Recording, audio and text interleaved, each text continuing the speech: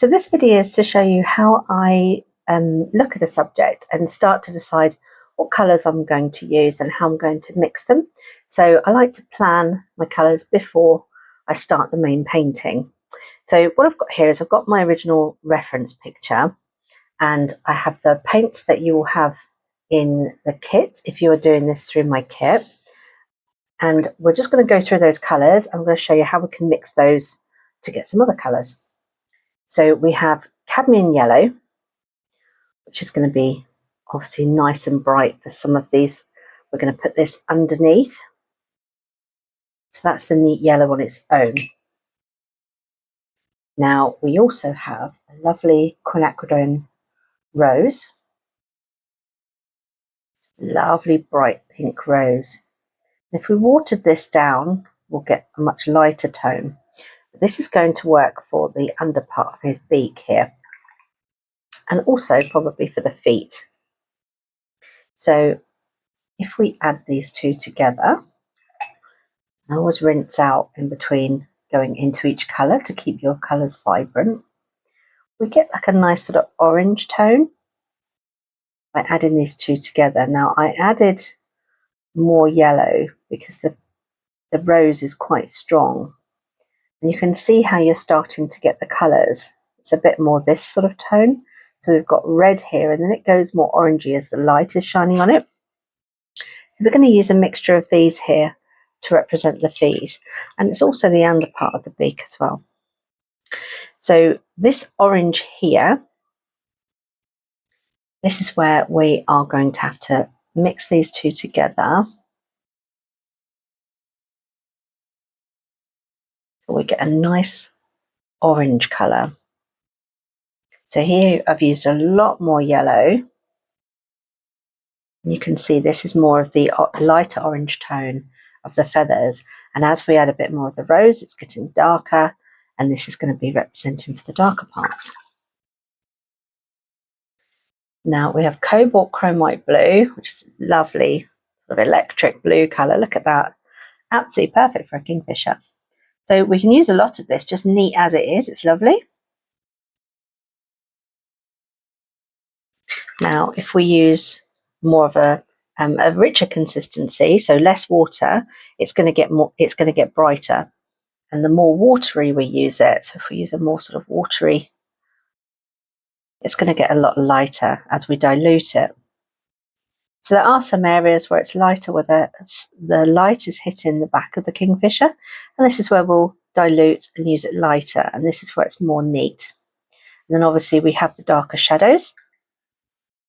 So if we add some of the blue, and then we add a little black, this is going to, a bit more, this is going to give us sort of an indigo colour. You see how it dulls down the vibrancy of the blue, it tones it down to a bit more earthy colour.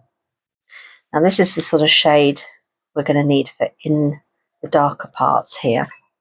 We've got some shadow area around the head as well. We use some black around the eye, and this is good for sort of a reflection as well inside the eye. There's a tiny little bit of blue, and also the indigo is kind of this colour here, and then with a bit of black on the edge. So there's lots of colours going on. This is how I start to work out what I'm going to do. Now the white area we're going to leave obviously white. Our paper is going to be our white, and then we've also got the browns here for the branch. Now I'm going to take a bit of artistic license. I want it to be a nice sort of brown, so I'm going to use the raw umber, although my branch isn't exactly brown, but I want a nice warm brown. So these are probably the tones that I'm going to use. I also have the choice of burnt sienna, so if you want a warmer branch, you can put those sorts of tones in it. You can mix them together. So if we mix these together,